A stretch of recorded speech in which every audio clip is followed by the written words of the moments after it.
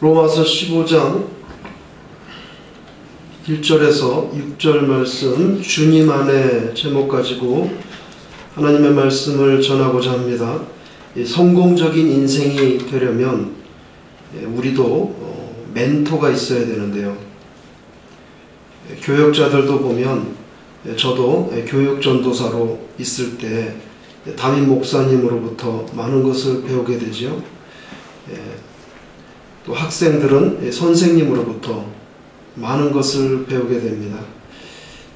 그 인생에 멘토가 있느냐 없느냐 하는 것 대단히 중요합니다. 왜냐하면 멘토가 없으면 혼자 다 해야 되거든요. 그런데 혼자 다 하면 경험이 없고 노련하지 않기 때문에 실수도 하게 되고 잘못된 길로 갈 수 있죠. 그럼 선배들은 그런 것들을 이미 다 경험했기 때문에 잘 가르침을 받으면 쓸데없는 시행착오를 하지 않고 바로 정상적인 길로 들어가게 됩니다. 그런데 우리의 멘토는 과연 누군가? 궁극적으로 예수 그리스도, 이분이 바로 우리의 멘토이십니다. 그래서 우리는 예수님을 바라보고 또 예수님의 본을 받게 되는 거죠. 그리스도 예수를 본받는 것이 가장 가치 있는 삶이라 성경에서는 그렇게 가르쳐 줍니다. 진정으로 여러분들이 예수님을 사랑하시는가? 사랑하면 자꾸 닮게 되는 거죠. 내 중심적으로 살지 않고 예수님처럼 살게 되는 거지요. 그리스도 예수를 본받는 것, 그것이 그리스도인들의 목표가 되는 것입니다. 오늘 본문에서 바울께서 로마 교회에 편지하는 중에 그 예수님을 어떻게 본받는지를 가르쳐주고 있습니다. 제일 먼저 바울의 입을 벌려서 하신 말씀은 강한 자가 약한 자의 약점을 같이 감당해야 된다는 거예요. 저는 다리는 조금만 밀어도 넘어집니다. 마음이 작아진 사람에게는 상처가 금방 생기죠. 젊은 시절에 남자들은 면전에서 부인의 험담하는 것 별로 그렇게 거리끼지 않고 내뱉어서 여자분들의 가슴에 상처를 줍니다. 가장 큰 상처는 처가댁에 대한 그 식구들을 폄하하는 것, 여자들에게는 가장 큰 상처 중에 하나가 되는 거죠. 당신네 집은 맨날 그러다가 이제 나이가 들면 60대 임박하면 여자분들도 상당히 담대해지기 시작합니다. 그래서 남편의 약점을 생각 없이 내뱉게 되고 작아진 남자들의 마음에 이제 상처를 주게 되지요. 벌이도 없으면서 맨날 밥은 꼬박꼬박 챙겨 먹으려고, 알아서 먹으라고. 그런 식으로 내뱉으면 백수라도 마지막 자존심을 지키고자 하는 게 이게 남자예요. 못 들은 척 하지만 혼자 뒤돌아서서 운단 말입니다. 서로 약할 때는 보듬어주고 강한 자가 약자를 이렇게 책임져 주는 것, 이것이 바로 예수님이 우리에게 보여주신 모습이지요. 엘리자베스 1세 영국 여왕이 남아프리카 연방의 통합을 위해서 전략적으로 중요한 그런 추장 여러 명을 왕실로 초청해서 만찬을 베풀었던 일이 있는데, 그 추장들에게 오리엔테이션을 미리 다 했습니다. 어떻게 해야 되고, 여왕이 나타나면 어떻게 해야 되고, 오리엔테이션 했지만 막상 밥을 먹을 때 포크하고 나이프를 가지고 먹는데 조금 먹다 보니까 불편하거든요. 이거 뭐 생전해 본 적도 없고. 그러니까 추장들이 조금 하다가는 다 놓고 그냥 손으로 다 먹는 거예요. 그러니까 그 옆에 강요들이 눈살을 찌푸리면서 눈치를 줘봐야 뭐 다 손으로 먹는데 어떡하겠어요. 바로 그 상황에서 여왕이 자기도 포크와 그 칼을 놓고 자기도 손으로 먹기 시작했어요. 그래서 그날 참여한 모든 만찬객들이 여왕이 손으로 먹는데 어떻게 포크하고 나이프로 먹습니까? 전부 다 손을 놓고 다 그 포크를 놓고 손으로 밥을 먹었던 적이 있습니다. 남아프리카 통합하는 제2의 추장들이 그날 다 흔쾌히 협조했죠. 만일 여왕이 추장들에게 무례하다고 책망했다면 국가적으로 큰 손해를 봤을 거예요. 다른 사람의 부족함과 연약함을 있는 그대로 받아들여 줄 줄 아는 것이 진정한 강한 자의 모습이지요. 바로 예수님이 그렇게 하셨잖아요. 오늘 본문 1절에 보니까 믿음이 강한 우리는 마땅히 믿음이 약한 자의 약점을 담당하고 자기를 기쁘게 하지 아니할 것이라. 예수님은 자기를 기쁘게 하기 위해서 오신 분이 아니에요. 엄밀히 말하면 하나님을 기쁘시게 하고 우리를 기쁘게 하시기 오셨죠.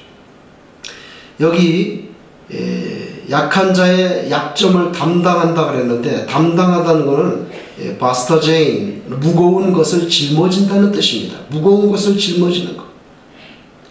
우리의 죄짐을 대신 예수님이 십자가로 짊어지셨잖아요. 예수님 우리의 궁극적인 멘토인데, 그러면 우리 예수님처럼 살게 되는 거죠.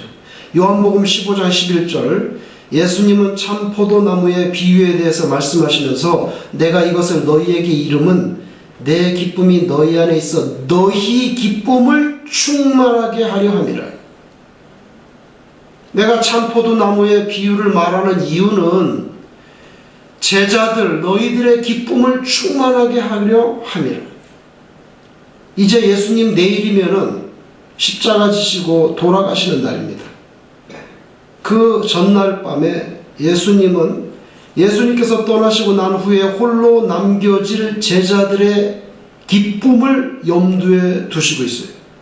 예수님이 십자가를 지시고 돌아가시면 제자들은 마치 포도나무에서 떨어져 나간 가지처럼 느껴지겠지만 다시 부활하시기 때문에 결국 제자들은 결코 참 포도나무이신 예수님께로부터 떨어져 나가는 것이 아닙니다.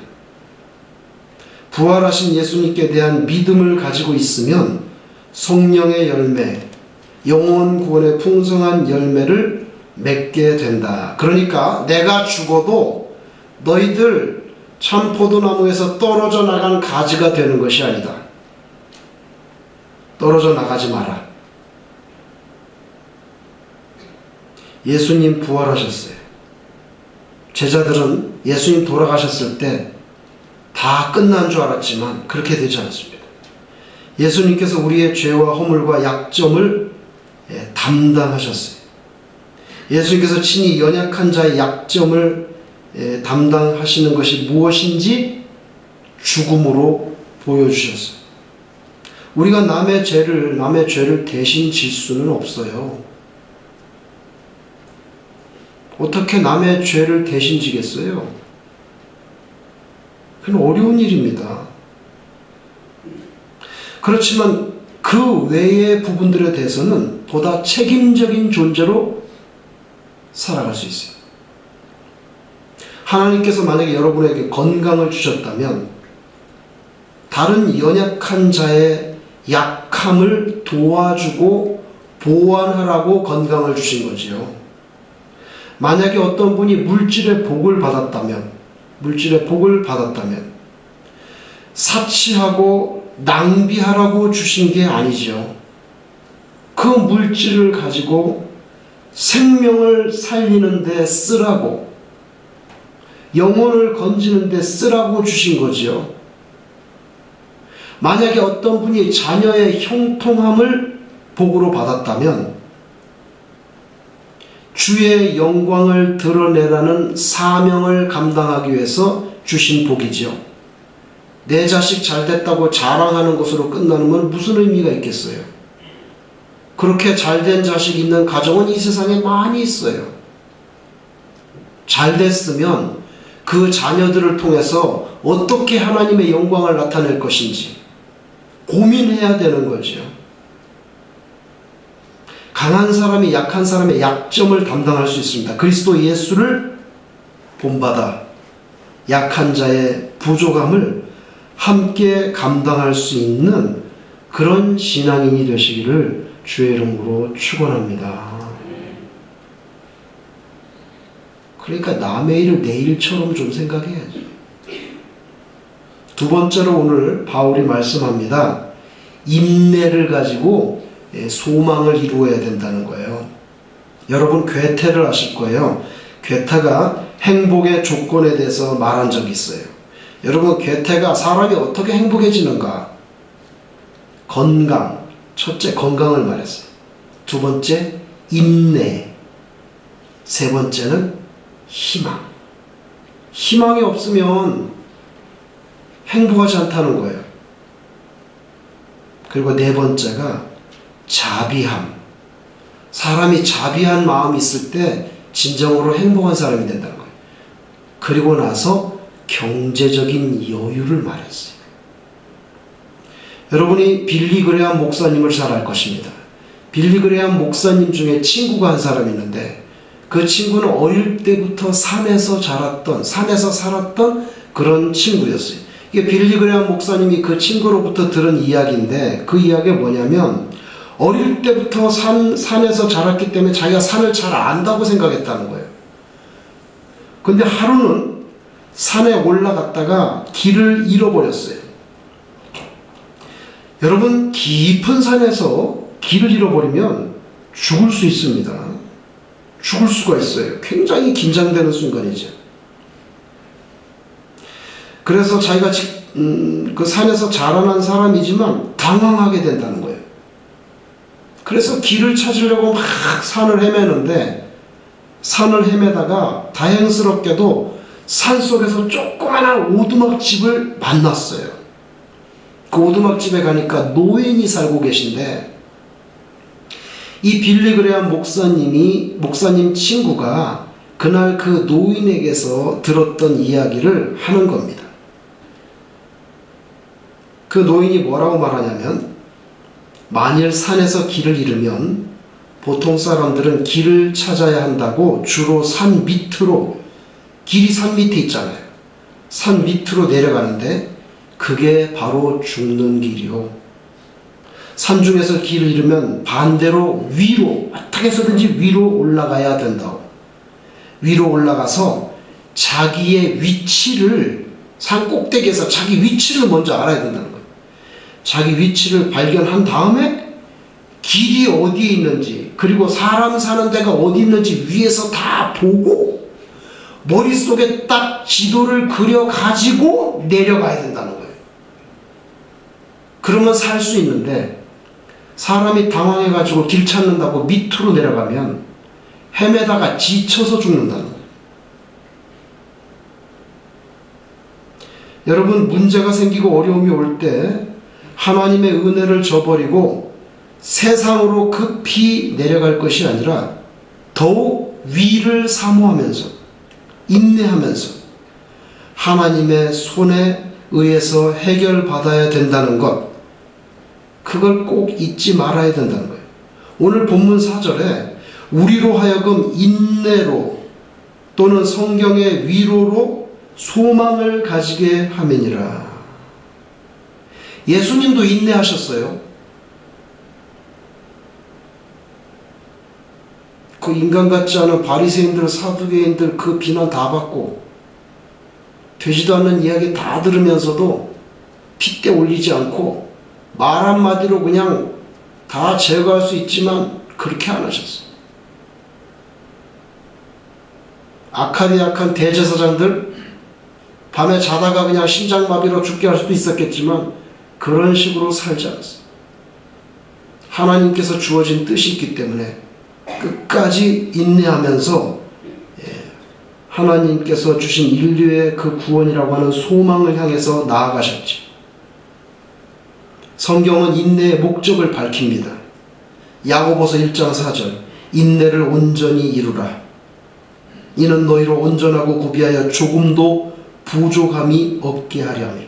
인내하는 사람은 마지막에 결론이 조금도 부족함이 없는 그런 복을 받게 된다는 거예요.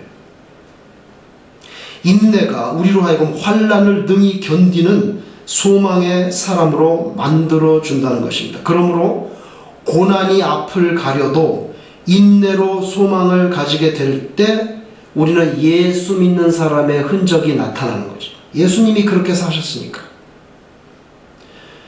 여러분, 세상은 점점 악해집니다. 이제 두고 보세요. 지금보다 상상할 수 없이 더 심하게 악해질 것입니다. 성경에서 그렇게 가르쳐주고 있기 때문에.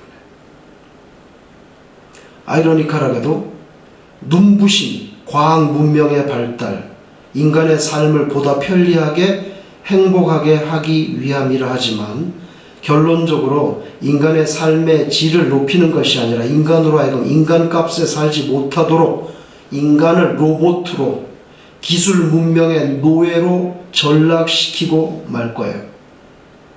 옛날에는 자기 친한 사람들 전화번호 다 외우고 살았습니다. 그러나 이제는 외우지 않아요. 착착착 하면 다 있습니다. 그러다가 이제 전화기를 잃어버리거나 인간 문명에 문제가 생기면 모든 인간관계는 디스커넥트하는 거예요. 옛날에는 전화번호 외워서 전화할 수 있지만 못 외워. 컨택이 안 돼. 옛날은 장작패다가 가마솥 밑에다가 불 펴가지고 밥을 해 먹지만 지금은 다 전기밥솥이 알아서 해줘. 인간 문명에 문제가 오면 굶어 죽을 거예요. 인간을 편하게 하고 삶의 질을 높인다 하지만 사실은 인간을 무능하게 만드는 것입니다. 스마트폰 없으면 죽을 거예요. 그런 시대가 옵니다. 벌써. 돈도 다 스마트폰에다가 찍어가지고 다 냅니다. 스마트폰 없으면 페이도 못하는 그런 날이 옵니다. 그러다 보니까 모든 정보를 통제할 수 있는 최고 권력자가 생겨나는 거죠. 성경에서 하는 말이에요. 그래서 한 권력자가 모든 사람을 압제하고 통제하는 세상이 올 날이 그렇게 멀지 않았어요.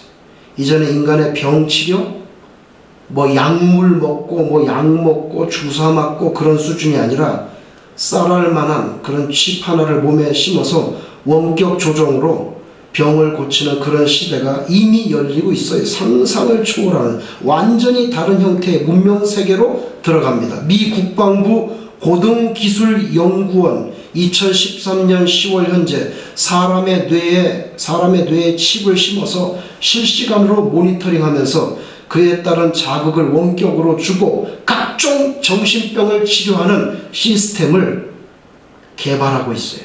왜? 군인 간 사람들, 특별히 미군 가면은 전부 다 처음에는 전쟁터로 보냅니다. 왜? 전쟁터에 있는 군인들 로테이션 시켜줘야 되잖아요. 신병들 다 거의 다 전쟁터로 갑니다. 이라크전 할 때는 우리 교회 교인 다 이라크로 갔어. 아프가니스탄 동팀으로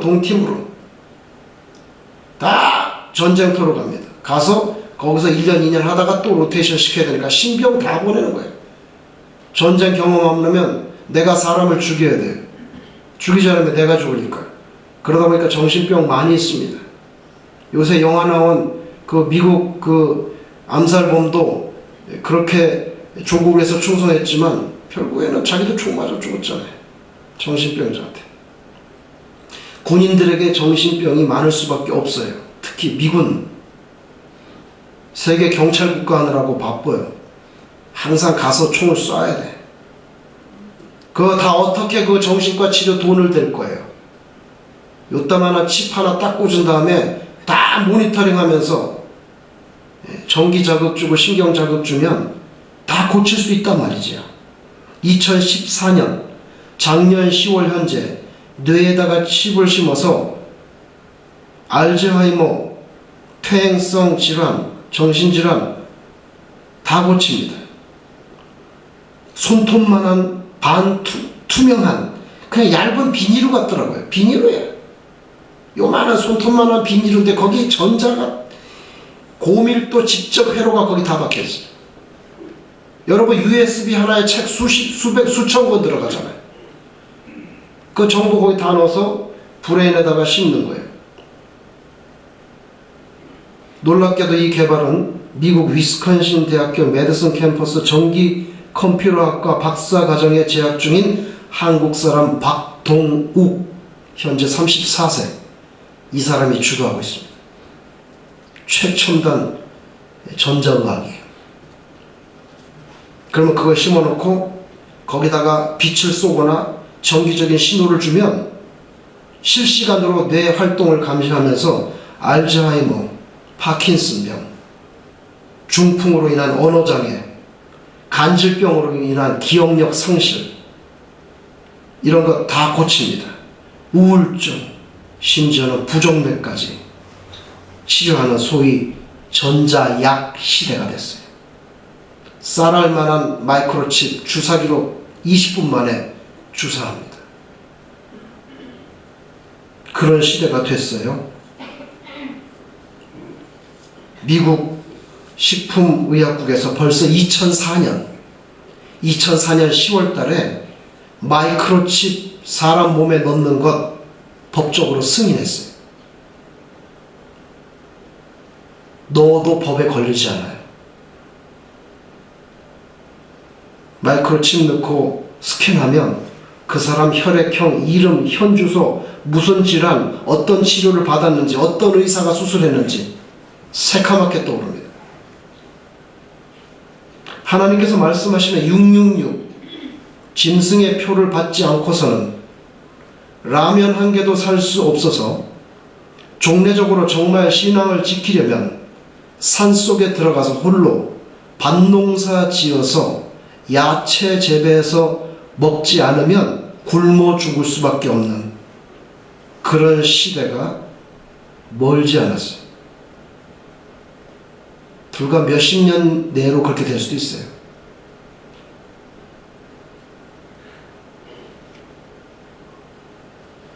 저 1990년대 교회에서 일할 때 핸드폰 없었어요. 이따맣게 무전기같이 생긴 카폰이라고 담임 목사님이 그거 하나 싣고 다니는 것밖에 없었어요. 불과 20년 지났을 때 모든 사람이 스마트폰 다 가지고 있습니다. 앞으로 20년이 지나면 어떤 세계가 올지 우리 상상하기 어려워요. 요한계시록에 있는 말씀이 소설이 아니라는 것을 느낄 수 있는 시대가 오고 있습니다. 1992년 임박한 휴거와 종말을 외쳐서 한국 사회를 온통 혼란의 도가니로 넣었던 다미 선교회처럼 되어서는 안 되겠지만 모든 면에 준비하는 자세로 등잔과 기름을 충분히 준비한 슬기로운 다섯 처녀처럼 그렇게 살아야 될 때가 도래하고 있어요. 요한계시록 13장 6절 이하에 한번 들어보세요. 짐승이 입을 벌려 하나님을 향하여 비방하되 그의 이름과 그의 장막 곧 하늘에 사는 자들을 비방하더라.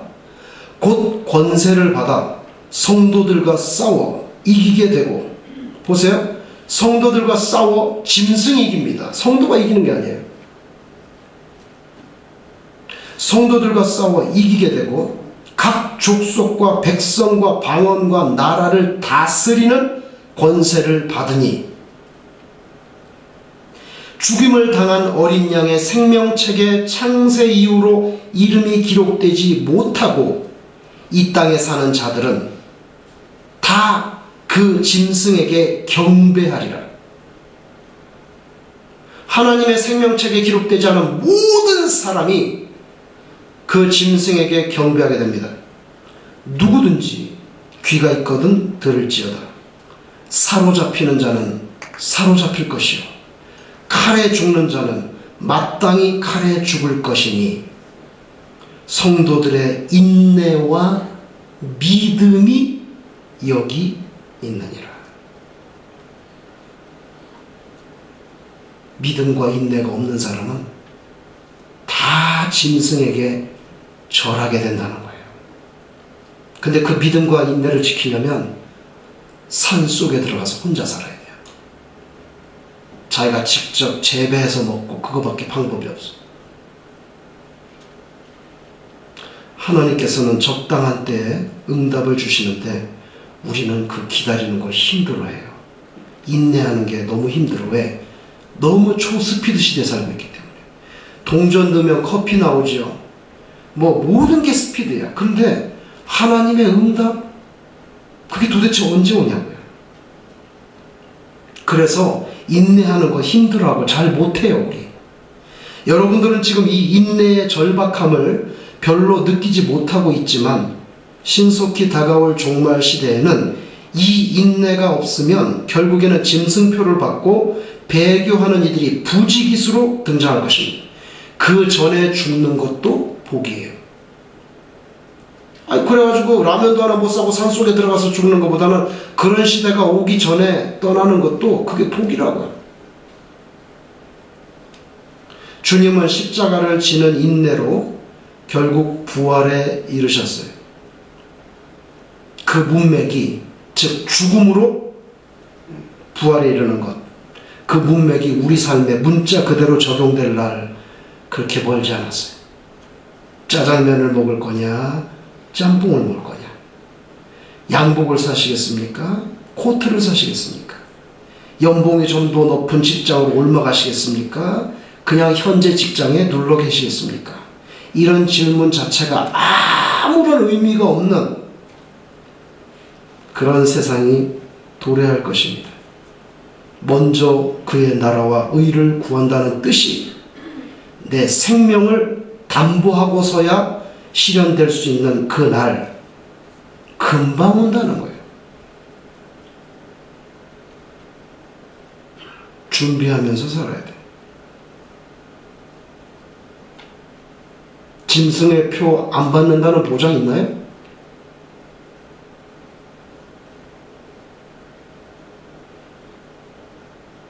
미국의 공무원들과, 제 동생도 공무원인데, 미국의 공무원들과 군인, 경찰, 이런 사람들이 먼저 해당될 겁니다. 군대 입대하면 전부 다 베리칩 콱콱 쏘는데, 나 베리칩 안 쏜다고. 그래? 그럼 군인 못해. 그런 시대가 온다고요, 이제. 병력 파악하기 위해서 이거 다 쏴야 되는데, 나는 그거 안 합니다. 그러면 군대 입대 못하는 거지. 가라, 그러면. 공무원 이거 다 쏴야 되는데, 나 그거 못 봤는데, 그러면 공무원 그만해. 분명히 공무원들과 군인, 경찰들에게서부터 시작될 거예요. 끝으로 오늘 바울사도께서 서로 뜻을 같이 해야 된다. 그게 예수님을 닮아가는 모습이라는 거예요. 본드 중에 여러분 두 종류를 이렇게 합해가지고 섞으면 강력하게 되는 그런 에폭시 종류가 있습니다. 우리 교회 이한경 집사님 그 방에도 가면 ROP 535U라고 하는 에폭시가 있는데, 거기 보면은 535U라고 하는 박스 속에 두 개의 컨테이너가 있어요. 파트 A, 파트 B. 파트 A와 파트 B 뚜껑을 열면 냄새가 나는 액체가 있는데, 액체를 같은 양으로 퍼가지고 담아가지고 섞어서 하면 엄청나게 강력한 본드가 됩니다. 굽고 나면 돌처럼 돼버려요. 저와 여러분은, 또 여러분들과 여러분들은 너무나도 서로 다른 모양새, 서로 다른 생각의 틀, 서로 다른 인간성, 추구하는 관심사가 아주 다를 수가 있어요. 그래도 우리가 같은 하나님을 섬기는 자녀들이라고 하는 공통 분모가 있거든요. 예수님의 몸이라고 하는 이 교회를 섬기는 그 신앙이라고 하는 그 공통 분모가 있어요. 하나님의 뜻이라고 하는 대전제가 있습니다. 그 대전제를 두고 서로의 작은 뜻을 같이 통일할 수 있어야 된다는 것. 이게 바로 예수님이 보여주시는 거예요. 예수님 십자가 지기 싫었어요. 분명합니다. 그러니까 고민하셨잖아요. 거리끼지 않았다면 왜 밤새도록 기도해요? 지기 싫으니까 기도한 거지. 할만하시면 이 쓴잔 지나가게 해달라고 하지 않았어요? 너무 괴로우니까. 그러나 자기의 그런 느낌과 자기의 그런 싫어하는 것을 하나님의 뜻에 매치시켰어요. 처음엔 그렇게 기도했지만 내 뜻대로 마옵시고 아버지의 뜻대로 하십시오. 그래서 자기 뜻을 하나님의 뜻과 죽기까지 맞추셨어요. 그래서 십자가 사건이 있었고, 그래서 부활이 가능했고, 그래서 우리가 사는 거예요. 연합하는 것입니다. 우리가 하나님의 뜻에 우리 인생을 맞춰야 돼요. 라디오 듣는 사람이 방송국 주파수에다 맞춰야지, 듣는 사람이 방송국 보고 자꾸만 주파수를 나한테 맞추라고 그러면 그게 되는 말이겠어요? 하나님의 뜻에 우리의 뜻을 맞춰야 거기서 뭐 뉴스도 나오고 음악도 나오고 뭐 다 나오는 거지. 주파수는 딴 데서 쏘고 있는데 자기 마음대로 채널 맞춰놓고 아유 인생이 무미건조해. 음악도 안 나오고 이거 뭐 뉴스도 안 나오고 이거 고장났나 봐 하고 자꾸 라디오를 때리네. 우매한 사람이죠. 여러분의 인생이 아름답고 향기롭게 되려면 여러분의 주파수를 하나님께 맞추세요. 뜻을 맞춰야죠. 그리고 성도들도 마찬가지예요. 하나님의 나라, 하나님의 뜻이라고 하는 대전제가 있잖아요. 그 전제 밑에서 나와 당신의 생각이 다르고 나와 당신이 살아온 배경이 달라도 하나님의 뜻 안에서는 이걸 맞춰야 되는 거예요. 그걸 맞춰야 교회가 세워지는 거예요. 맞추지 않으면 교회가 세워지지 않아요. 남극에 여러분 섭씨 50도까지 떨어진대요. 추워지면 모든 생명체는 다 따뜻한 데로 갑니다. 그런데 유일하게 황제 펭귄만 더 추운 데로 갑니다. 왜 더 추운 데로 가는지 아세요? 천적이 없는 곳에 가서 알을 낳아서 제너레이션을 유지하기 위해서. 그래서 알을 낳으면 암컷은 먹이를 구하러 떠납니다. 수컷은 알을 자기 발 위에 놓고 이제 수컷이 그 알을 부화하는 것은 전부 수컷 책임이에요. 근데 문제가 있어요. 너무 추워요. 황제 펭귄들이 어떻게 합니까? 전부 원을 만들어서 집단을 이루어서 다 뭉쳐가지고 좌우로 밀착해가지고 붙어가지고 탁 하잖아요. 그러면 그 거대한 집단 가운데는 온도가 10도가 차이 나네. 10도. 근데 계속 그렇게 있으면 얼어 죽죠. 주변에 있는 펭귄들 다 얼어 죽잖아요. 그죠? 그래가지고 시간 되면 로테이션 하는 거죠. 나와라. 나 죽는다. 그럼 또 밖에 있는 펭귄들 들어가고 안에 있는 펭귄들 나오고. 서로 협력하는 거예요. 여러분, 황제 펭귄에게 법이 있습니까? 헌법 책이 있냐고요? 황제 펭귄들에게 지도자가 있습니까? 황제 펭귄의 판사가 있습니까? 아무것도 없습니다. 그래도 그들은 서로 잘 협력해서 로테이션 하면서 죽지 않고 살아갑니다. 인간보다 나아야. 인간보다 낫다고요. 법도 없고 지도자도 없고 판사도 없는데 질서 딱딱 맞춰서 교체합니다. 여러분, 오늘 본문 5절에 인내와 위로의 하나님이 너희로 그리스도 예수를 본받아 서로 뜻이 같게 하여 주사. 서로 뜻이 같게 하여 주사. 말씀을 맺습니다. 요한복음 15장 5절. 나는 포도나무요 너희는 가지라. 그가 내 안에 내가 그 안에 거하면 사람이 열매를 많이 맺나니. 열매가 있으려면 예수님이 내 안에, 내가 예수님 안에 있어야 된다는 거예요. 예수님은 약자의 약점을 감당하기 위해서 십자가를 지셨어요. 부활을 위한 그 소망을 품고 죽으셨어요. 하나님 아버지의 뜻에 자기의 목숨을 맡기고 뜻을 맞췄어요. 그렇게 사셨어요. 그랬더니 온 인류의 수많은 영혼들을 구원하게 됐어요. 여러분, 우리의 전 인격이 그 같은 주님 안에 놓여진다면 우리도 마땅히 주님처럼 살아야지. 그러면 많은 열매를 맺는다 그러잖아요. 내가 주님 안에, 주님이 내 안에. 그 모습은 약한 자의 약점을 담당하면서, 인내하면서, 그리고 하나님과 뜻을 맞추면서, 그게 바로 우리가 주님 안에 in Christ 그렇게 사는 방식이에요. 예수님이 기뻐하는 것 우리도 마땅히 기뻐하고, 예수님이 싫어하시는 것 우리도 마땅히 싫어하고, 그렇게 살아가시기를 주의 이름으로 축원합니다.